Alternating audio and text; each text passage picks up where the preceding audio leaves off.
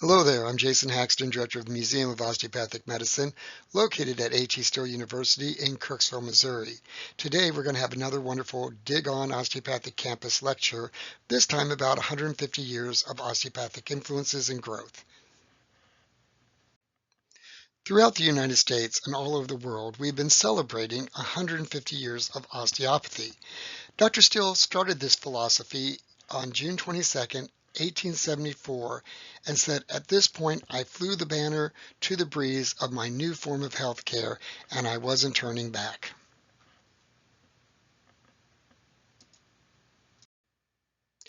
To the left, we see our founder, Dr. Andrew Taylor Still, who really never intended to become a doctor, but once his path went in that area, he looked at the ways to bring health care to the individual with very simple and easy to understand ideas. Setting that foundation today, our chancellor at A.T. Still University is Craig Phelps. He is also a physician who practices manual medicine with patients. But before we get into our rich history and philosophy of osteopathy, I want to talk about where all this is housed, and that is at the Museum of Osteopathic Medicine, started by Blanche Still Laughlin in 1934. We have a 90-year history of preserving the materials and artifacts of our profession in the United States and around the world. From our humble beginnings, we have become a museum of over 100,000 artifacts. Here we see the curiosity cabinets, two simple display cases that housed the beginnings of the museum back in 1934.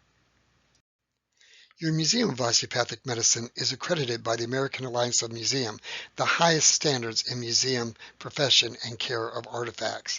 Only 3% of museums in the United States carry this accreditation. So not only do we take care of your museum, but we do it at the highest standards. This also involves our policies as well as outreach throughout the world and the audiences that use our museum.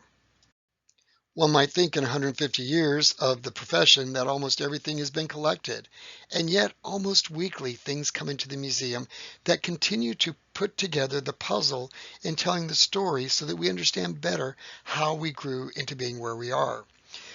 An old osteopath that I met at a conference a month ago said that he had some images and glass plates about Dr. Still that he had received from an earlier osteopath. From that collection, we have images that have yet to be seen. If you look at the far left, we actually see a studio photograph and then a later photograph in the middle, which led to this painting in the 1900s of Dr. Still whittling. So again, things such as images of how Dr. Still really was and how things were then presented can be found in the museum.